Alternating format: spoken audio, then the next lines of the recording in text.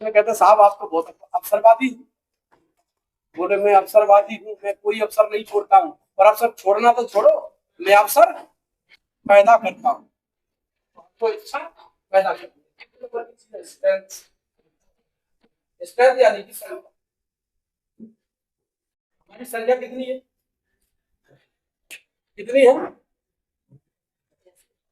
85% तो जब होगी जब आप भाईचारा बना लोगे। आज तो सर पूछ रहे थे 90% एक जाति के लोग बैठे, और एक जाति की संख्या कितनी? क्योंकि दुश्मन ने जो जाति का निर्माण किया, उस जाति के निर्माण से उसने क्या किया? हमारे 3 काम हुए। एक साथ बैठना, एक साथ खाना, और एक साथ समारोह करना। ये तीनों काम उसने हमारे बंद करा दिए। क्या बोलकर कराए कि अगर तुम 3 काम करते हो तो एक ऊंची जाति का है, दूसरा नीची जाति का है, उसका धर्म भ्रष्ट हो जाएगा। धर्म भ्रष्ट हो गया तो कहाँ जाना पड़ेगा? फिर नरक में जाना पड़ेगा, और नरक का पूरा मीन काट पड़ा दिया। तो हमारे लोग, जाटव है वो वाल्मीकि के घर नहीं जाता, वो कहता वाल्मीकि मेरे से छोटा है। तो कुशवा जाटव के घर नहीं जाता, बोले जाटव मेरे से छोटा है। तो यादव कुशवा के घर नहीं जाता, बोले मेरे से छोटा है। यानी कि इनका सबका वर्ण एक, ब्राह्मण का वर्ण एक। लेकिन आपने जैसे त्रिवेदी, चतुर्वेदी, पांडे, कभी त्रिवेदी महासभा का नाम सुना? चतुर्वेदी महासभा, उनकी कौन सी महासभा है?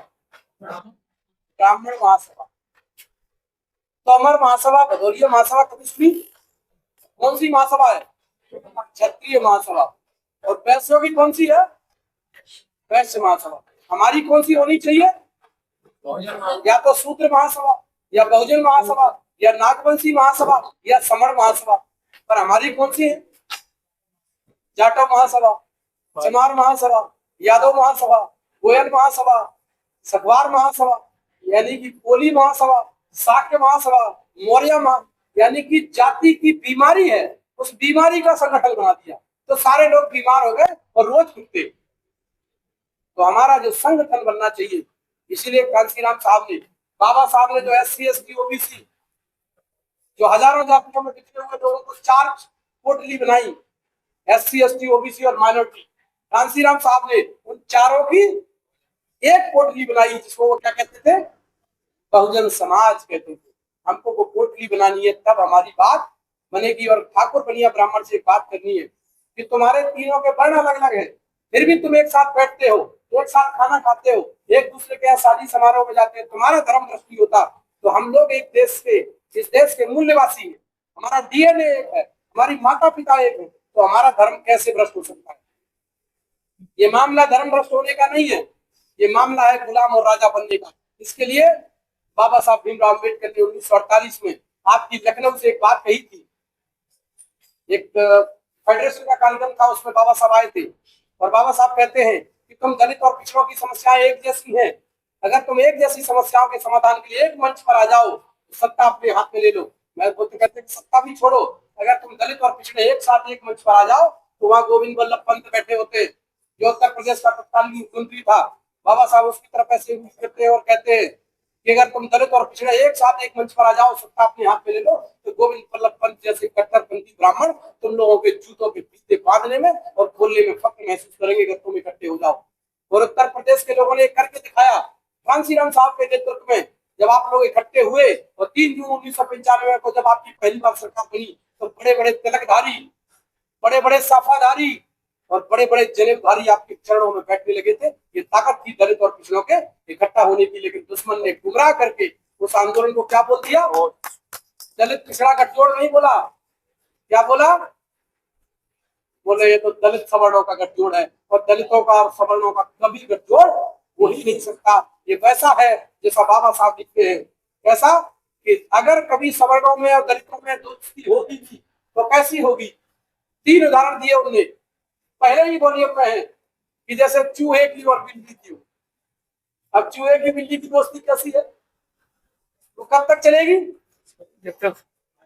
जब तक बिल्ली का मन अच्छा है, जब तक बिल्ली का मन अच्छा। दूसरा उदाहरण दिया उन्होंने जैसी शिकारी की और शेर की। शेर कब तक बचेगा? जब तक शिकारी की दया। तीसरा उदाहरण दिया व्यापारी की है और किसान की है।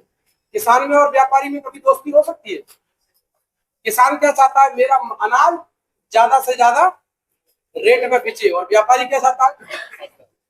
कम से कम में 3 उदाहरण दिए, तो इनके साथ हमारी कभी मित्रता नहीं हो सकती। हमारी मित्रता उनसे होगी जो शोषित है। इसलिए कांसी राम साहब ने कहा कि आपके मिशन से वो जातियां जुड़ेगी जिनका सामाजिक अपमान होता है। अजगर के बारे में कभी और बताऊंगा क्या कहा था उसने। तो हमारी संख्या तो 85% है, लेकिन हम जातियों में विभाजित हैं। इसलिए हमारी संख्या, हमारी जातियों की संख्या है लगभग 10,000।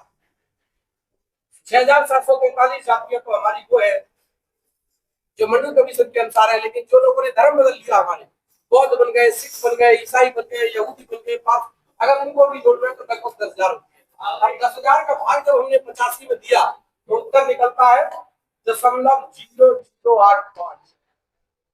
अब ये बताइए कि हम है 0.0085 और ये है 15। अब बहुजन कौन है? अब बहुजन ये हो गए, ये 15 तो है ही, लेकिन हिंदुत्व के नाम पर 10-15% हमारे लोगों को और जोड़ लेते हैं। तो हिंदुत्व के नाम पर 30-35% हो जाते हैं, देश पर राज करते हैं। तो बाबा साहब कहते हैं ये मामला धर्मभ्रष्ट होने का नहीं है, गुलाम और राजा बनने का है। अगर तुम संगठित करो, तुम 8 जातियों में बटे हो, अगर तुम जातियों की जमात बना दो, जाति के शिकार लोगों को इकट्ठा कर लो, एक साथ ले आओ विचारधारा के आधार पर, तो तुम क्या कर सकते हो, अपनी संख्या बढ़ा सकते हो। मैं कहता हूँ 85 छोड़िए, आप 45% लोगों को इकट्ठा करते, आधे लोग आप इस देश के मालिक। ये लड़ाई इस बात की है, वैचारिक परिवर्तन करके लोगों को एक साथ लाने की। तो एक काम करेगा कौन, इसके लिए हमने कहा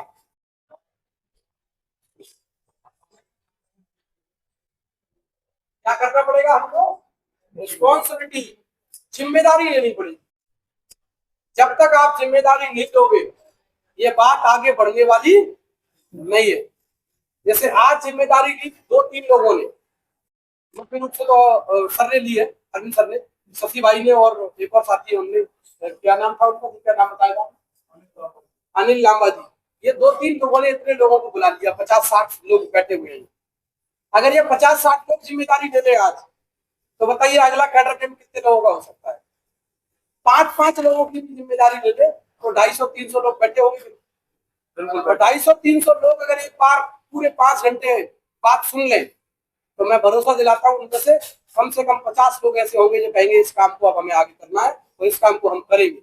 वो काम अपने आप यहाँ बढ़ने लगेगा। आप लोग उस काम को यहाँ बढ़ाए, हम लोग उधर करेंगे, आप लोग इधर करना, बात बनने लगेगी। जैसे ही आप जिम्मेदारी दे दोगे ये बात बढ़ जाएगी। जिम्मेदारी के लिए एक कहानी बता रहा हूँ और बात खत्म कर रहा हूँ। कहानी के जंगल की आग।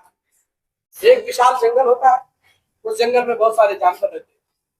सभी जानवर वही भोजन करते हैं, वही बच्चे पैदा करते हैं, वही जीवन जीते हैं।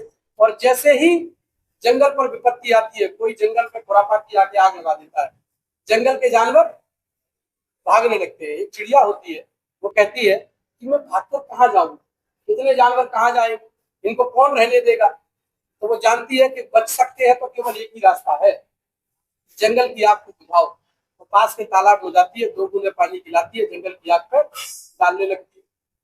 जब वो ये काम कर रही होती है तो वहां एक बंदर होता है। वो बंदर उसका मजाक उड़ाता है, बोले कैसी पागल हो गई, इसके 2 बूंद पानी से जंगल की आग बुझ जाएगी, मर जाएगी, जल जाएगी। तो चिड़िया उसको जवाब नहीं देती है, वो अपना काम करती रहती। लेकिन जब वो बार बार बंदर उसको टॉर्चर करता है तो चिड़िया का सब्र टूट जाता है और चिड़िया उसको जवाब देती है कि मुझे पता है मूर्ख बंदर, पागल मैं नहीं हूँ, पागल तू है। मुझे पता है कि मेरे 2 बूंद पानी से इस विशाल जंगल की आग नहीं बचने वाली। लेकिन मैं एक बात और चाहता कि जब जब इस जंगल की आग का इतिहास लिखा जाएगा तो मेरा नाम आग लगने पर भागने वाले भगोड़ों में नहीं, और आग बुझा रही थी तब कमियां निकालने वाले तेरे जैसे नालायक निकम्मे बंदरों में नहीं, आग बुझाने वाले वीरों में लिखा जाएगा। मैं तो वीर बन के मरना चाहती हूँ, चाहे आग बुझे या ना बुझे। लोग कहेंगे चिड़िया ने तो बहुत शिद्दत से प्रयास किया। और जब वो ये बात कह रही होती है तब वहां से बगल से हाथी गुजरता होता है। हाथी ये बात सुन लेता। हाथी कहता है मैं जंगल का सबसे बड़ा जानवर और मैं भगोड़ा कहलाऊंगा, मुझे भगोड़ा बनकर यही बनना है, मुझे तो इस चिड़िया का साथ देना है। और हाथी चिंगार मारता है तो हजारों हाथी, पहले आग नहीं बुझाता, पहले चिंगार मारता है जब हाथी चिंगाड़ मारा तो और हजारों हाथी इकट्ठे हो गए, और जब वो अपनी सूंड में पानी भरकर जंगल की आग पर मारना शुरू किए तो जंगल की आग बुझ गई। क्यों? क्योंकि चिड़िया की चोंच में आता है पानी 2 बूंद, और हाथी की सूंड में आता है कम से कम 2 बाल्टी, तो आता ही आता है। तो आप ये बताइए, जब हाथियों ने काम करना शुरू किया तो जंगल की आग बुझ गई, जंगल फिर से हरा भरा हो गया। और हाथी किसको कहा है? बाबा साहब ने शुरू का फेडरेशन बनाया तो चुनाव चिन्ह क्या दिया? हाथी। हाथी। दोबारा से जब आरपीआई बनाई तो चुनाव चिन्ह क्या मांगा? हाथी। और कांसीराम साहब ने जब बहुजन समाज पार्टी बनाई तो चुनाव चिन्ह क्या दिया? क्यों दिया? क्योंकि वो जानते थे कि मेरा समाज काय के समान है? विशाल हाथी के समान है, विशाल समाज है।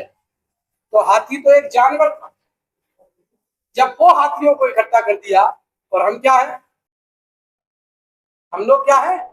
इंसान हैं। तो हाथी चिंगार लगाकर हाथियों को इकट्ठा कर सकता है जंगल की आग को बुझाने के लिए। तो देश में संविधान को जलाने की और बदलने की जो आग लगी हुई है, क्या उसको बचाने के लिए हम इंसान होकर इंसानों को इकट्ठा नहीं कर पाएंगे? इतने लोग अगर जिम्मेदारी लेकर जाएं तो मैं भरोसा करता हूं कि अगला कैडर कैंप यहाँ कम से कम 200 से 300 लोगों का आसानी से हो सकता है, और लोगों को ये बात समझ में आ सकती है। तो चिड़िया की तरह तो हम निकले। कई लोग हमसे कहते हैं तुम लोग पागल हो दोनों। कई साथी, एक साथी तो हमारे इतने, जो हमने 15 सितंबर 2021 को संकल्प किया, ग्वालियर में है रेडियो डिपार्टमेंट में डॉक्टर, तो वो सुबह 6:30 बजे, हम सो के नहीं जग पाए क्योंकि रात को लेट सोए थे, अगले दिन हम लोग लेट जगे, तो वो सुबह 6:30 बजे हमारे घर आए गेट पे, दोनों हस्बैंड वाइफ।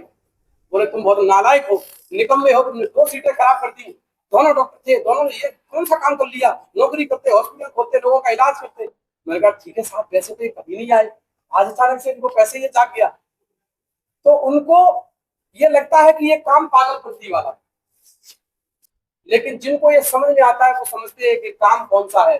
तो 2 रास्ते हैं हमारे पास, एक तो कमियां निकालने के और एक जिम्मेदारी से भागने के, और तीसरा जो रास्ता है जो आपके पुरखे आपको बोल कर गए, वो है चिड़िया का साथ देने के लिए। हम लोग अपना जीवन लगा कर निकले हैं। हमारे साथ में एक बहन है चित्रलेखा कुशवाहा, एक अंजलि कुशवाहा, एक राहुल अहिरवार, और 2 साथी और है हमारे। वो हम 7-8 लोग ऐसे हैं जो अपना पूरा जीवन इस मिशन में लगाना चाहते हैं। 4 लोग तो क्लियर आ चुके हैं, मैं, राहुल और चित्रलेखा कुशवाहा, हम 4 लोगों ने तो जीवन इसके लिए समर्पित कर दिया है। और ऐसे साथी और आने के लिए तैयार हैं जिनका हम संघ बनाना चाह रहे हैं, क्योंकि अब व्यक्ति केंद्रित मूवमेंट नहीं चलेगी।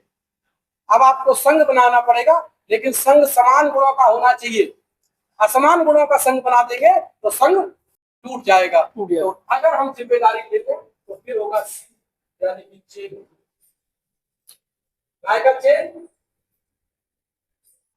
इस व्यवस्था को बदलकर ये व्यवस्था परिवर्तन होगा, मानवतावादी व्यवस्था कायम होगी। आप लोग यहाँ आए, आप लोगों ने मेरी बात को ध्यान से सुना। मैं आप लोगों के जीवन के लिए मंगल कामनाएं करता हूँ। और मैडम भी शायद अपनी थोड़ी सी बात रखेंगी, 5-10 मिनट तो मैडम की बात बोलकर ये खत्म करेंगे हम लोग।